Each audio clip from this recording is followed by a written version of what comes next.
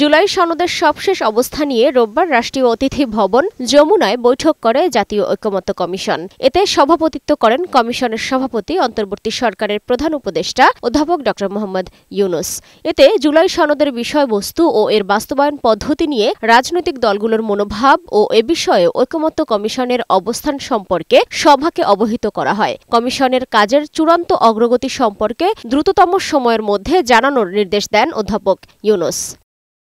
এ সময় কমিশনের সহসভাপতি অধ্যাপক আলী রিয়াজ জানান, খুব শিগগিরই জাতীয় ঐকমত্য কমিশন অন্তর্বর্তী সরকারের কাছে চূড়ান্ত প্রতিবেদন জমা দেবে। এদিকে ১৮ দিন পর রোববার রাজধানীর ফরেন সার্ভিস একাডেমিতে জুলাই সনদ বাস্তবায়ন প্রক্রিয়া নিয়ে ঐকমত্য তৈরিতে রাজনৈতিক দলগুলোর সাথে বৈঠকে বসে কমিশন। এতে বিএনপি, জামাত ও এনসিপি সহ ৩০টি রাজনৈতিক দলের প্রতিনিধিরা অংশ নেয়। সূচনা বক্তব্যে কমিশনের সহ-সভাপতি আলী রিয়াজ বলেন, রাজনৈতিক দলের পক্ষ থেকে সবশেষ আলোচনায় ৬টি প্রস্তাব দেওয়া হয়েছিল। কমিশন মনে করে সবার আলোচনার মধ্য দিয়ে ঐকমত্যে পৌঁছানো সম্ভব। কমিশন মনে করে সম্ভবত আপনারা সকলে মিলে আলাপ আলোচনার মধ্যে দিয়ে এক জায়গায় আসতে পারবেন। যদি সেটা না হয়, আমরা কমিশনের পক্ষ থেকে সিদ্ধান্ত নিয়েছি সেটা হচ্ছে যে কমিশন একাধিক বাস্তবায়ন প্রক্রিয়া সম্পর্কে প্রস্তাব দেবে।